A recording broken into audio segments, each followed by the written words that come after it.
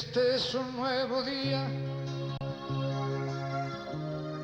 para empezar de nuevo. Con ustedes, el animador de vida, Juan José Vargas Fallas. Infórmese hoy, infórmese bien con el Eco Católico, una visión cristiana del mundo, noticias, reportajes, entrevistas, opiniones.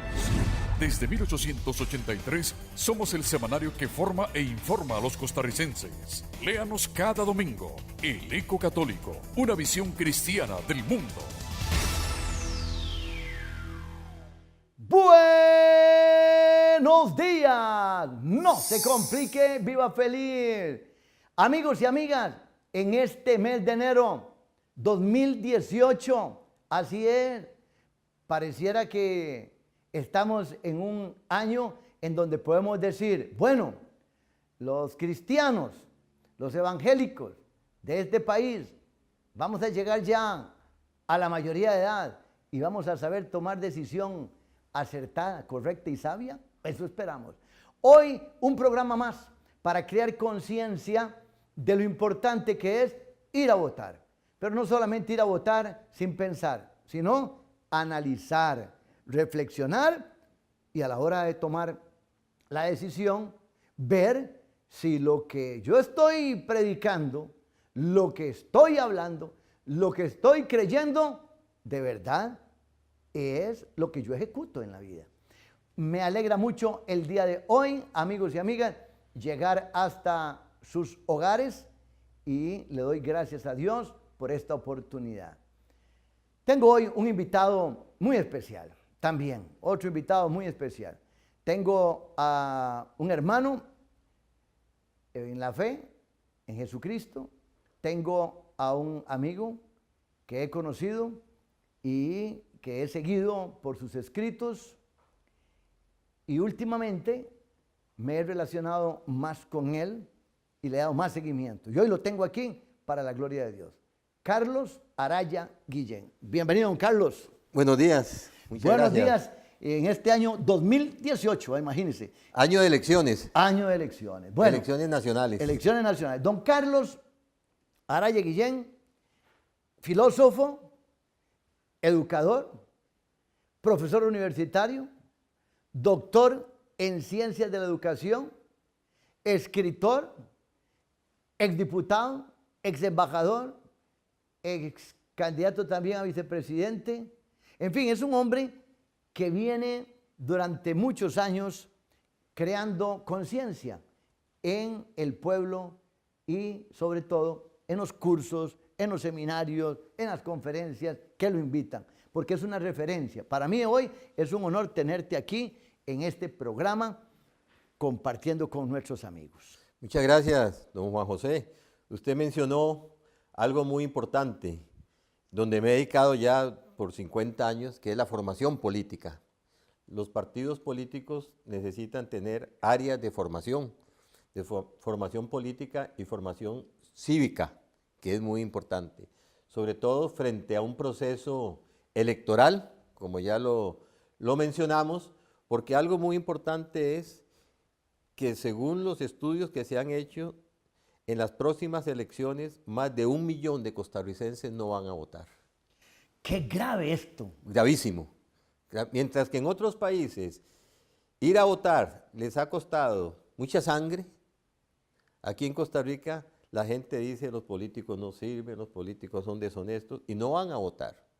Cuando hay que pensar que la política, como dijo el Papa, como dijo el Vaticano II, la política es un quehacer noble, es un arte, la política es la búsqueda del bien común.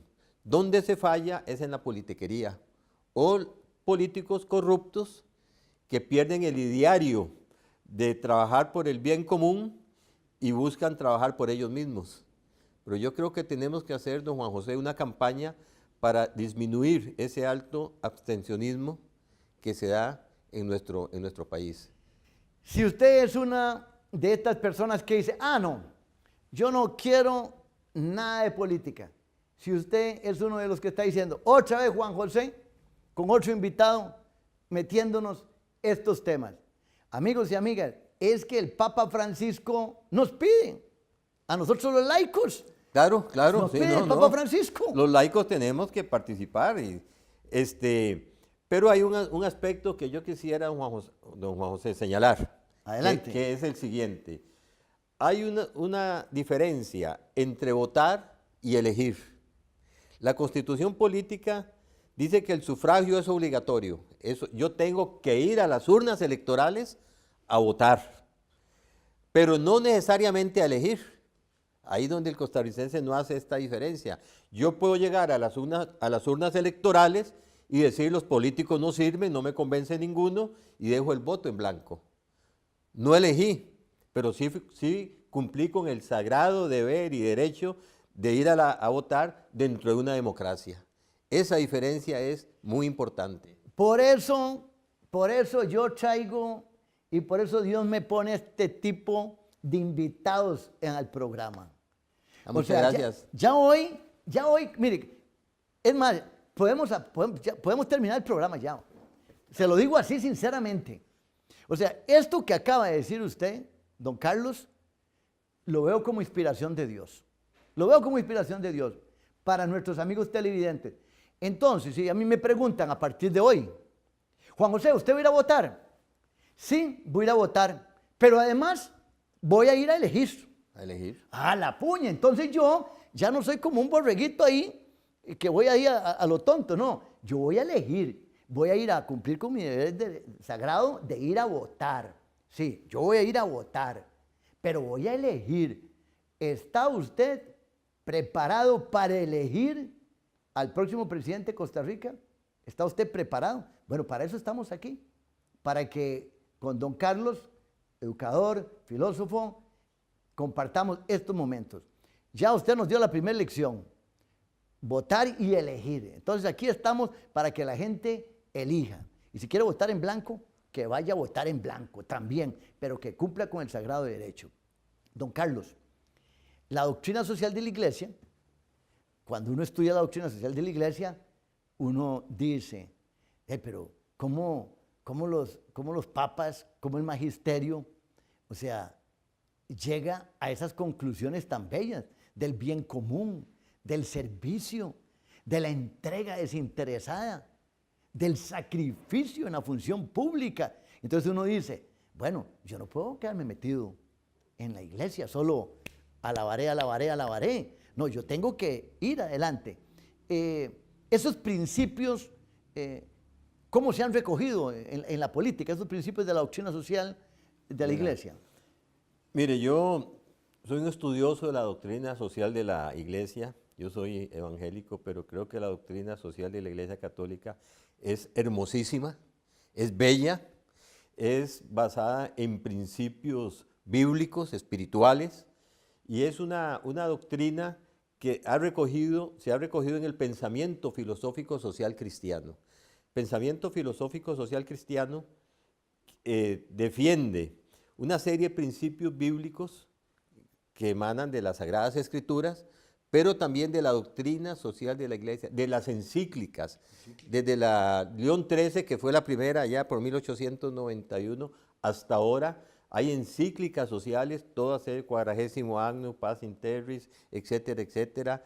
Por ejemplo, sobre el trabajo humano de Juan Pablo II, son encíclicas muy bellas que abren el camino para la participación política, entendiendo por participación política, y lo repito, la búsqueda del bien común, la búsqueda de la solidaridad, la búsqueda de la justicia, la búsqueda de la honestidad, porque un eje transversal de las encíclicas pontificias y el pensamiento social cristiano es ético, son los valores éticos, haciendo una pequeña diferencia en que la ética es la reflexión filosófica y la moral es la costumbre, es lo que hacemos. Entonces, la ética lo que hace es reflexionar sobre los actos morales. Entonces, nosotros como social cristianos o estudiosos de la doctrina social de la Iglesia, tenemos que reflexionar desde el punto de vista filosófico, pero también desde el punto de vista cotidiano de lo que nos dice la Iglesia. Yo creo que todo costarricense, independientemente, creo, religiosos, debe estudiar esas encíclicas tan hermosas que la Iglesia Católica los pontífices producen, pero es que da gusto leerlas. Los principios social cristianos,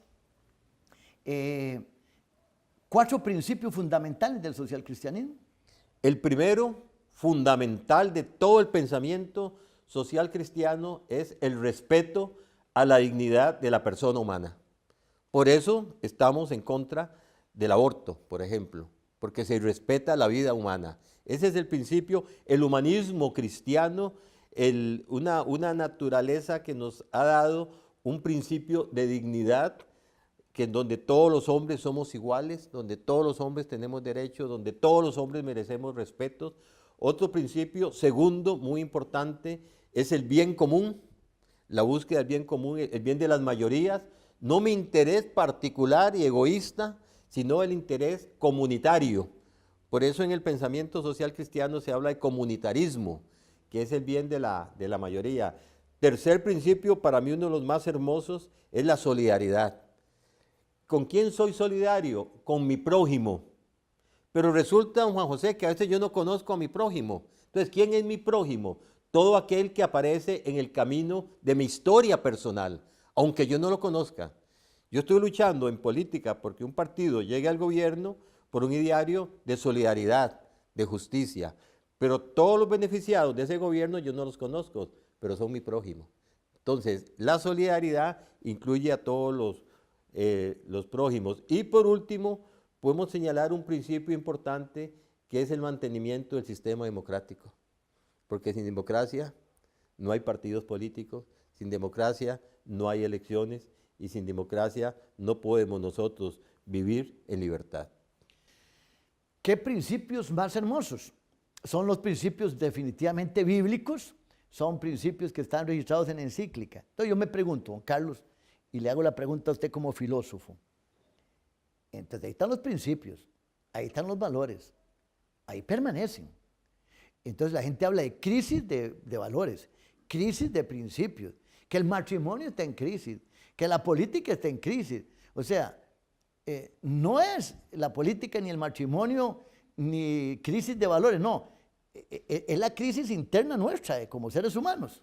Correcto, porque mire, la gente dice, se están perdiendo los valores. Eso no es cierto, los valores no se pierden. Los valores entran en crisis y hay que hacer campañas para rescatar esos valores, porque ahí están, no se han perdido, pero sí pueden entrar en crisis de acuerdo con el paradigma social, el paradigma filosófico, el paradigma histórico de un pueblo nos va a llevar a establecer los principios, pero los principios están ahí, son valores. El problema de los valores, don Juan José, es muy simple, y yo lo explico en las conferencias, que no los vemos, pero sí nos mueven a nosotros. Recuerde aquella anécdota de Gagarin, cuando fue al espacio y regresó y dijo, Dios no existe porque no lo vi en el espacio exterior, no lo vi en el espacio exterior. ¿Y qué le dijo el neurólogo? Señor Gagarin, perdone, yo soy neurólogo y he operado miles de cerebros y nunca he visto una idea. Nunca he visto una idea.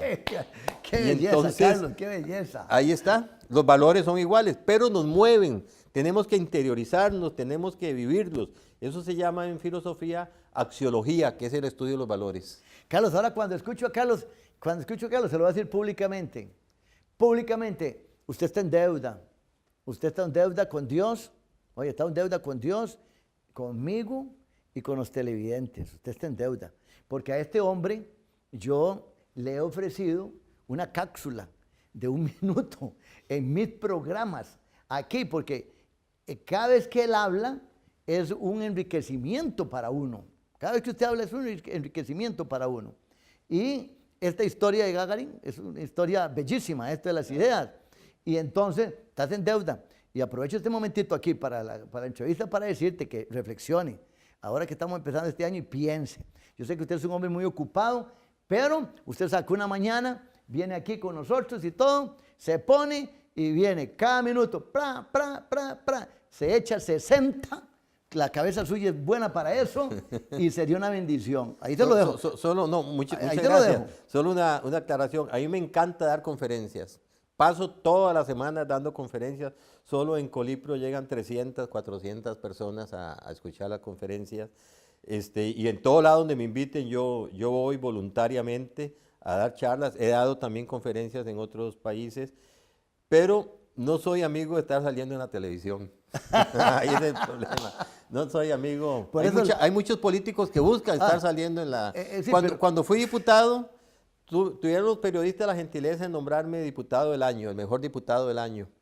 Y sí salía mucho en televisión, porque la manera de salir era estudiando los proyectos. Si un periodista le pregunta a usted y usted no sabe el proyecto, no lo saca más. Si sabe que usted estudió, salía mucho. Pero no me gusta mucho el estar en la televisión. Miren, estamos en esto. Yo vengo a hacer programas de televisión, tengo programas aquí y vengo a cumplir una obediencia de Dios. Pero en el fondo también yo quisiera no hacer televisión. Yo le he dicho a la gente, estar tranquilo, estar en mi espiritualidad, trabajando por los pobres y todo. Y ya hemos llegado a una etapa de nuestras vidas que hemos superado muchas situaciones de nuestros egos, que Dios nos ha venido llevando a un nivel diferente, de no seguir la corriente del mundo, ¿ah? Porque hay gente que se vuelve loca y hace cualquier ridículo y cualquier payasada por salir en la televisión, ¿verdad? Carlos, ya ahora que hicimos este recreo para ponerlo aquí contra ustedes, ¿va? Para que vea eso, para que reflexione. Don Carlos, ¿qué pasa con Costa Rica? ¿Qué pasa con Costa Rica? ¿Qué pasa con tanta corrupción?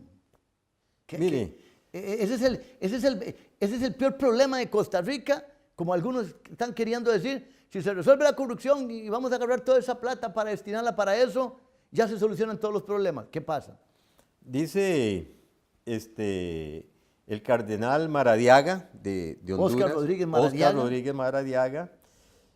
Yo tengo, solo para contarle, un récord Guinness, se llama. ¿Sí? Porque él nos dio una conferencia allá por el año 2001.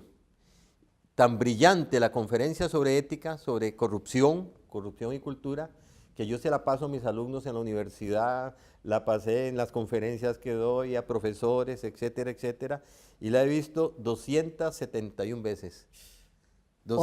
La misma conferencia, y cada día aprendo algo nuevo. Y él comienza la conferencia diciendo que un fantasma recorre todas las democracias de América Latina y del mundo, que es el fantasma de la corrupción. Que la corrupción está presente en las democracias y es la que destruye las democracias. El problema de la corrupción, don Juan José, es que no es algo nuevo, es muy viejo. Kepling nos dice que, por ejemplo, en una de las pirámides de Keops aparece una leyenda, que el contratista engañó al faraón por millones, digamos ahora millones de dólares. Lo engañó. Quiere decir que la corrupción está presente. ¿Por qué? Porque ha disminuido nuestros valores morales. Yo hablo de la ética bonsái. El bonsái es un árbol que puede crecer 40 metros, pero si usted le aplica ciertas inyecciones, el árbol se hace chiquitito y no crece más de 40 centímetros. Hay gente que en vez de tener una ética que fortalezca y que luche contra la corrupción, tienen una ética bonsái que va desapareciendo hasta que hay una inversión de valores. Entonces ven lo malo como bueno, y ahí es donde está la corrupción, ¿verdad? Pero la corrupción tiene dos grandes líneas. Uno, la corrupción generalizada en un gobierno. Cuando yo fui embajador en la República Federativa del Brasil, vi mucha corrupción y mucha denuncia, pero la corrupción grave que le hace, bueno, esta es grave, pero también muy grave, es la corrupción hormiga. Donde hay una puerta, todos juntos no pasamos, un pasadizo, todos juntos, un portillo, todos juntos no pasamos, pero de uno en uno sí podemos pasar. Entonces la corrupción individual, esa hormiga es la que le hace mucho daño. Que sea un tráfico se le paga para que no me haga el parte, etcétera, etcétera. Esa corrupción le hace daño. Pero en general, el deber de los políticos es denunciar la corrupción. Ahora, dígame una cosa, don Carlos. Ok, esa corrupción que usted habla de hormiguita. Bueno, aquí estamos ante una elección en donde tenemos que cuestionarnos entonces todos. O sea, somos causantes también nosotros de lo que está pasando, porque participamos de ese 1,000,000 y pico de personas que dicen, a mí no me interesa nada de Costa Rica. Que se pierde este país, a mí qué ver. O sea, hay gente que dice, estando yo caliente, ¿qué me importa la gente? Pero yo creo que aquí o nos salvamos todos o nos hundimos todos. Correcto. Mire, le voy a contar una pequeña anécdota. Yo tuve una discusión con una compañera cuando estaba haciendo la maestría, porque ella quería que yo le ayudara en el examen. Yo me negué a ayudarle. Entonces, como me negué a ayudarle, ella me dijo al final del examen, usted no me ayudó, quería que yo le soplara en el examen. Entonces ella me dijo, usted no fue solidario conmigo. Yo le respondí, yo como profesor de ética le dije, perdone, pero somos solidarios en el bien, pero cómplices en el mal. Si yo le hubiera ayudado a usted, engañamos al profesor, espera un momentito. etcétera, etcétera. Oiga, están escuchando lo que está diciendo este hombre, cosas valiosísimas. Estamos aprendiendo hoy con Carlos Araya Guillén. Ok, si yo soy solidario, en el bien. Yo puedo ser solidario en el bien. Pero si permito la corrupción y no la denuncio, soy cómplice de esa corrupción, porque la estoy dejando que pase. Ok, perfecto, pero entonces me presentan a mí esto. A mí, mira, el compañero ahí en el ministerio, o el compañero en la casa presidencial, o en otro, mira, ayúdame en esto, y ahí nos beneficiamos los dos. Ahí estoy siendo cómplice. Cómplice, totalmente, pero también es cómplice el silencio. Muy bien, adelante, Carlos. El silencio es cómplice porque entonces yo veo las cosas que están pasando y me quedo callado. Cuando mi deber moral, hay un deber moral, porque recuerde que la ética está por encima de los principios jurídicos. Eso hay que tenerlo bien claro. El juicio ético es independiente del principio jurídico. Son dos cosas diferentes. Aún más, la ética como tal, existe lo que se llama la deontología. La deontología es el estudio de mi deber ser. Yo como ser humano tengo una meta, un deber ser. Y ese deber ser yo tengo que conseguirlo. Y me lleva hacia la búsqueda, digamos, como decía Platón, del bien universal, del bien, que es la idea más grande que Platón señala, o la búsqueda de la felicidad en un Aristóteles. Nosotros tenemos que buscar los mejores valores del bien y combatir desde esa interioridad moral la corrupción. Estamos llamados a ser soldados contra la corrupción. Y en este análisis entonces, don Carlos, ok, nosotros como hombres de fe, como cristianos, evangélicos, como católicos, ante esta elección tan trascendental. Vea, aquí, don Juan José, hay un principio que yo lo digo en las conferencias, siempre. El cristiano tiene un deber político, tiene un compromiso social, eso es muy importante. Pero frente a los partidos políticos, yo tengo un principio. Los partidos políticos no son museos de santos, no es una iglesia. Aún más, la iglesia como tal tampoco es un museo de santos, es un taller de pecadores, que es diferente. Entonces, el partido político, donde hay 100,000 adherentes, donde hay 200,000 adherentes, donde hay 5,000 dirigentes, hay algunos que fallan. Pero el partido debe tener sus órganos internos, como son los tribunales de ética. Yo formé parte de un tribunal de ética de un partido, para sancionar a aquellos que se apartan del bien. La gente se fija siempre en aquel que roba, en aquel que es corrupto, y se olvida del testimonio de la gente buena que está luchando en el partido, donde hay gente noble, gente honrada, gente trabajadora, gente con principios muy, muy valiosos. Nos olvidamos de ellos y nos fijamos más en el corrupto. Y eso sí está equivocado. Ok, don Carlos, se habla mucho de ética y de transparencia, ¿verdad? ¿Cómo podemos ejercitar la transparencia? Bueno, hay muchas, ¿cómo es que se llama? Medidas que un gobierno puede tomar, un decreto, una ley, un tribunal de ética, etcétera, etcétera. Pero para mí, Sigo diciendo lo mismo, el principio para practicar la transparencia es la formación moral. Si usted me dice a mí, tome un niño o tome un anciano, yo prefiero formar en valores al niño. Yo fui maestro de primaria, yo fui maestro entre mis títulos, fui maestro de primaria. Y yo decía, qué bonito que es formar en la escuela a esos niños, porque usted los forma en el bien, entonces van a ser transparentes. Cuando usted no forma a una persona, un niño se retira de la escuela, se retira del colegio, no estudia, etcétera, etcétera, está perdiendo la oportunidad de una vida transparente porque le van a faltar esos valores. Don Carlos Vargas, quiero ponerle el apellido mío, no sé por qué, seguro es que lo veo. Será un privilegio, será un privilegio. Lo escucho hablando tan bonito que quisiera que tuviera el apellido mío. Porque, ¿Cómo no? Carlos Araya Guillén. Don Carlos, para ir aterrizando, lamentablemente, pero hemos aprovechado mucho el tiempo en una forma maravillosa. Quiero preguntarle esto. Nosotros como creyentes, ahora este día tan importante, el 4 de febrero que viene, cuando vemos partidos políticos que apoyan el aborto, que apoyan la eutanasia, que apoyan los matrimonios del mismo sexo, que apoyan la ideología de género, nosotros como creyentes, ante una situación como esa, no podemos ir a votar por partidos que tienen esos principios. O sea, simplemente sería imposible que un cristiano apoye este tipo de partidos. No, es contradictorio. Exacto. Contradictorio. Por ejemplo, los cristianos no estamos de acuerdo con el aborto. Y si un partido político, en su ideario, en su doctrina, en su carta ideológica, proclama y defiende el aborto, yo no puedo votar como cristiano por ese partido, hay que estar muy claro.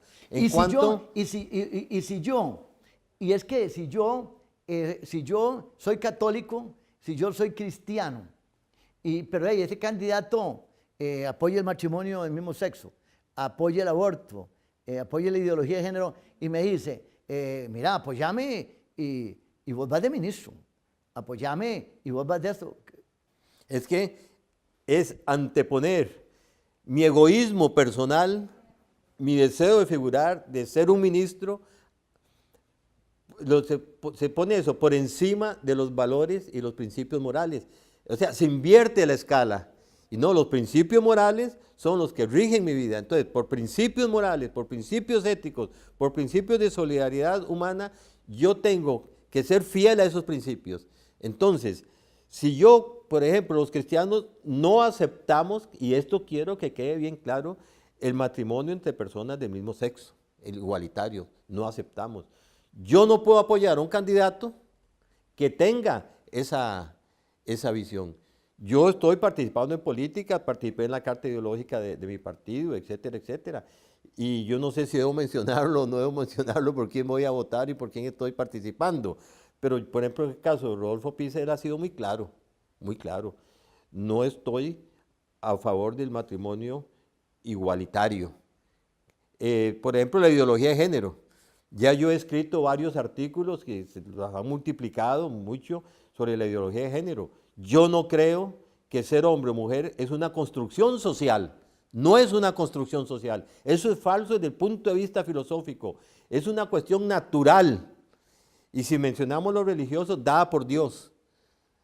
El hombre nace hombre o nace mujer. Pero que venga una ideología de género, de orientación hasta muchas veces equivocada en cuanto a la filosofía pragmática que tiene, es otra cosa. Yo debo alinearme en un partido político de conformidad con mis principios. Muy bien. Bueno, Carlos Araya Guillén. Oiga, se nos ha ido el tiempo rapidísimamente. Que Dios me lo bendiga mucho. Muchas gracias. Gracias por venir y compartir con nosotros. Le agradecemos demasiado. ¿Cómo no? Muchas gracias. Y seguimos adelante. Amigos y amigas, que Dios les bendiga. No se complique. ¡Viva feliz!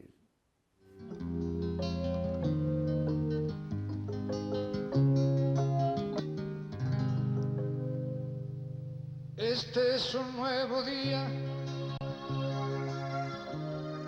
para empezar de nuevo. Gracias por compartir este mensaje con el animador de vida Juan José Vargas Fallas.